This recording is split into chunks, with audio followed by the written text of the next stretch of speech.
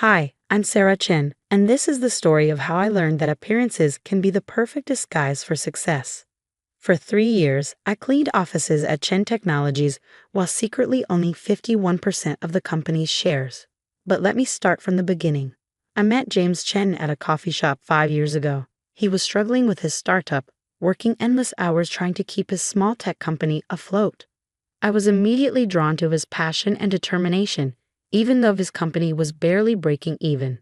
What he didn't know was that I had just sold my first software company for $40 million and was looking for my next investment opportunity. I kept my success quiet. Too many experiences with people only interested in my money had taught me to be cautious. So when James and I started dating, I told him I worked in business operations, which wasn't exactly a lie. He assumed I was a mid-level manager somewhere, and I let him believe that. Our relationship moved quickly. Within 6 months, we were married in a simple ceremony. His family, especially his mother, Linda Chen, was less than thrilled. A manager marrying into the Chen family? She'd whisper loud enough for me to hear. James could have done so much better. But then came the twist that would set everything in motion. 2 months after our wedding, James's company, Chen Technologies, was on the verge of collapse. They needed an immediate injection of $10 million to survive. James was devastated. That's when I made a decision that would change everything. I would help, but on my terms. I created a shell company, Phoenix Investments, and approached Chen Technologies as an interested investor. The deal was simple: $10 million for 51% of the company.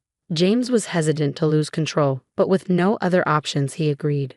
What he didn't know was that his new majority shareholder was actually his wife. Here's where things got interesting. To keep an eye on my investment while maintaining my cover, I took a job as the office cleaner at Chen Technologies. James was embarrassed, his wife working as a cleaner at his company, but I insisted, saying we needed the extra money. Linda, my mother-in-law, was ecstatic. Finally, she had concrete proof of my low status.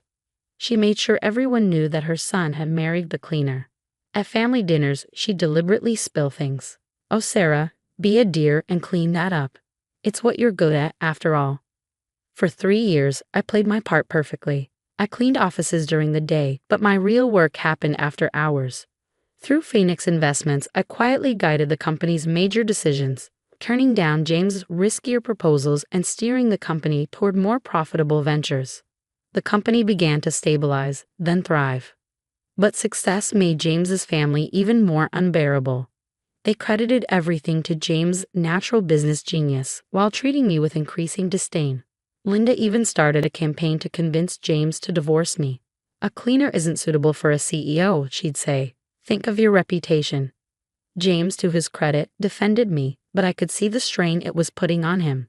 The final straw came last week when Linda organized a surprise dinner. She invited a young, wealthy heiress who she thought would be perfect for James. The entire evening was orchestrated to humiliate me. As I served coffee, Linda had insisted I act as waitstaff. I overheard her telling the heiress, "Don't worry about her. Once James signs the new company restructuring plan tomorrow, we'll have enough leverage to force her out." Little did they know, tomorrow would change everything.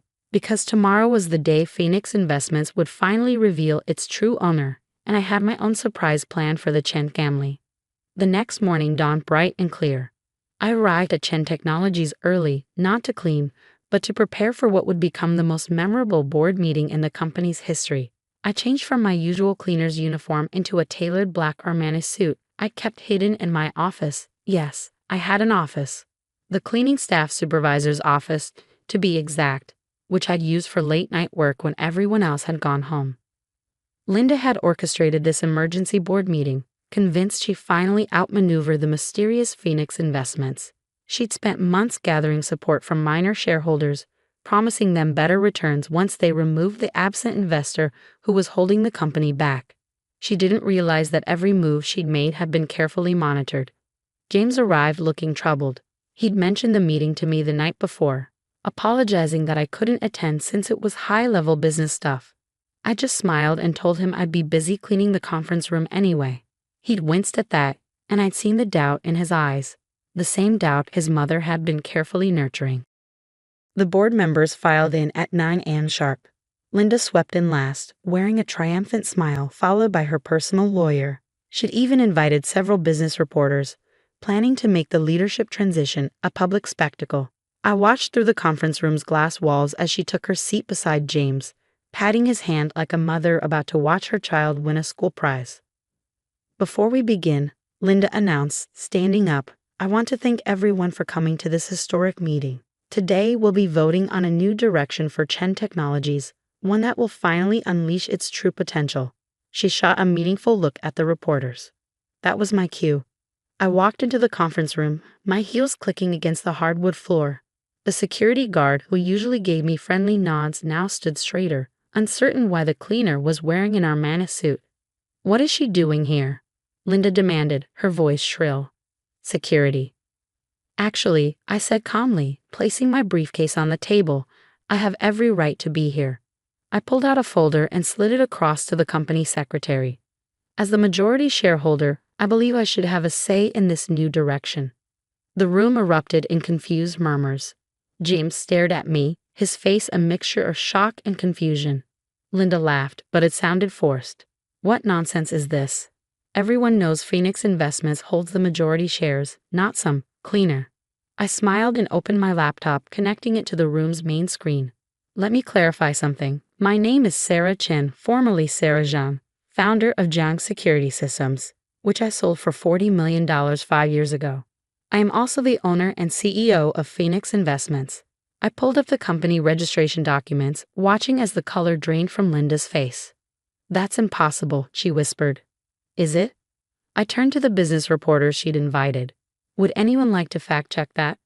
Zhang Security Systems sale was quite well documented. One of the reporters was already frantically typing on his phone. His eyes widened. She's telling the truth. Sarah Zhang was named one of the top under 30 entrepreneurs 3 years ago. But she disappeared from the public eye after selling her company.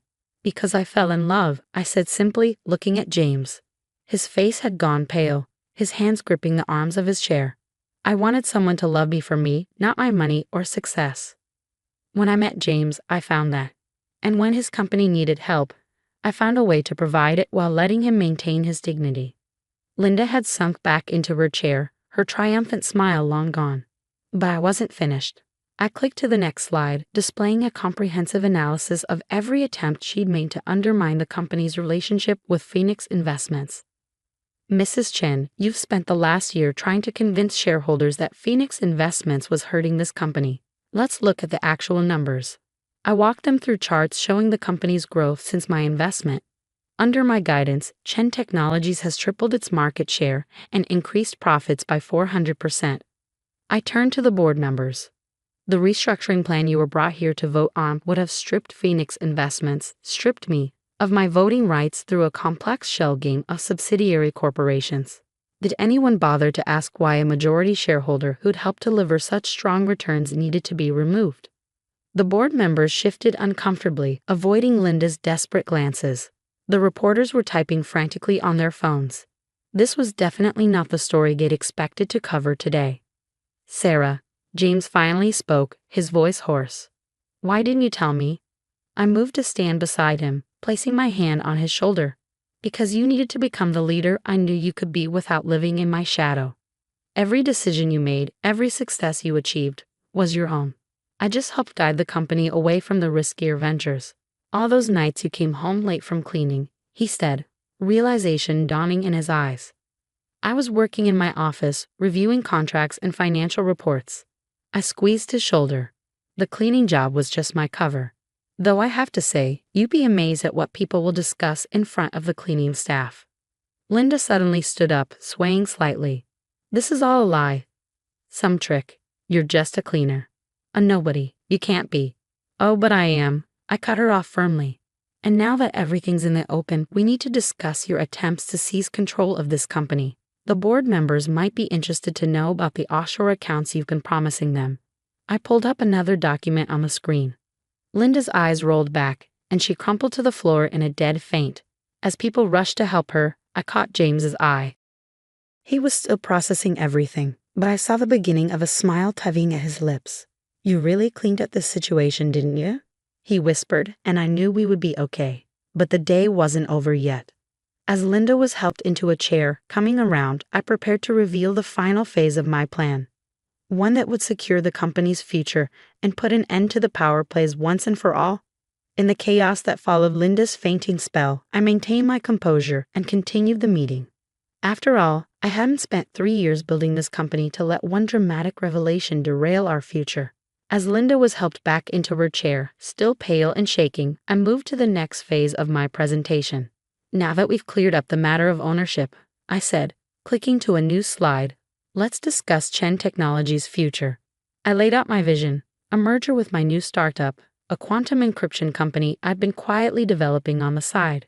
The combined companies would be worth over $500 million. This is what you've been trying to prevent, Mrs. Chen, I said, addressing my mother-in-law directly.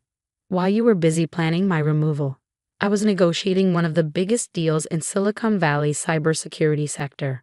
The reporters were practically salivating. One had already published a breaking news tweet that was going viral. Cleaning lady revealed as secret tech millionaire CEO during hostile takeover attempt.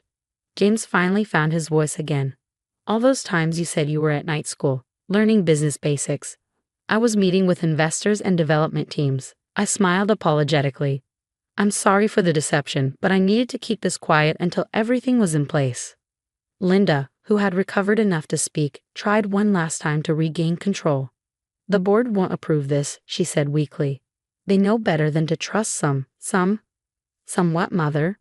James cut in, standing up. Some woman who built a successful company from scratch. Some person who loved your son enough to help him succeed while staying in the background.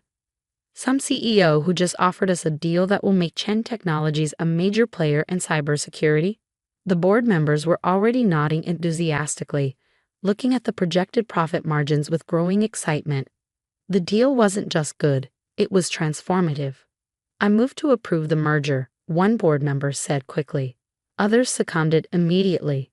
As the votes were counted, unanimously in favor, I watched the last of Linda's power crumble. She'd spent years building her influence in the company, positioning herself as the mother of the CEO, the wise advisor, the power behind the throne. Now she was just the woman who had spent 3 years mocking her daughter-in-law for being a cleaner. The meeting concluded with the signing of preliminary merger documents. As people filed out, buzzing with excitement about the company's future, James pulled me aside into his office. 3 years, he said softly. 3 years of watching my mother belittle you, of seeing you clean floors and empty trash cans. Why did you put yourself through that? I took his hand, because I believed in you. In us.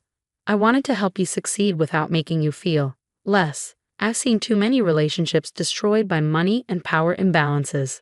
He pulled me close. You know what amazes me most? Not that you're secretly wealthy or that you've been running the company from the shadows. It's that you were willing to clean toilets just to stay close to me and help the company succeed. Well, I smiled. It did give me an excellent view of how the company really operated. Your middle managers really should learn to watch what they say around the cleaning staff. The next few weeks were a whirlwind of changes. The merger announcement sent our stock price soaring. Business magazines clamored for interviews, fascinated by the story of the undercover CEO. I agreed to a few carefully chosen ones that focused on the business strategy rather than the family drama. Linda took an extended vacation to recover from the shock. Before she left, I visited her at home.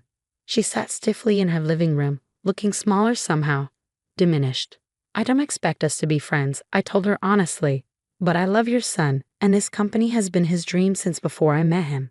I'd like to find a way forward that doesn't involve constant warfare. She was quiet for a long time.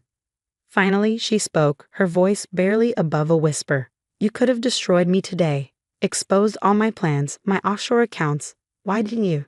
Because you're James's mother, I said simply, and because sometimes the best revenge is simply succeeding. She nodded slowly, and while we didn't hug or suddenly become best friends, something shifted. A foundation for a different kind of relationship built on respect, if not affection. James and I moved forward too. He insisted on taking me to dinner at the coffee shop where we first met. As we sat in the same booth where I first fallen for his passionate talk about his struggling startup, he took my hand. You know what this means, right? He said with a grin. No more pretending. No more cleaning uniforms. I squeezed his hand. Actually, I think I'll keep doing a cleaning supervisor rounds once a week. You'd be amazed what people tell the cleaning lady. It's better than any management consultant's report. We laughed together, and I felt the last weight lift from my shoulders. The truth was finally out, and our future was brighter than ever. Today, 6 months later, Chen Technologies Zhang Security is the fastest growing cybersecurity firm in Silicon Valley. James and I run it together, true partners at last. Linda has returned from her vacation with a slightly different attitude. She still isn't warm, but she's respectful, especially after our stock price tripled post-merger. And me? I keep a cleaning uniform hanging in my CEO office. It reminds me that success isn't about titles or corner offices. It's about being willing to do whatever it takes to protect what you love, even if that means pushing a mop while running a company. Sometimes at night, I walk through our empty offices, remembering all the conversations I overheard, all the plans I made while everyone thought I was just emptying trash bins. And I smile, knowing that sometimes the best disguise isn't wealth or power, it's being underestimated. After all, they say it's lonely at the top. But from what I've seen, the view is much better from the bottom, looking up at people who never bother to look down. Because that's where you learn the truth about who people really are and what they're really capable of. And as for James, he still occasionally teases me about my night school classes, but now when he introduces me at business functions, he always adds with a proud smile, "My wife. She really knows how to clean up in business."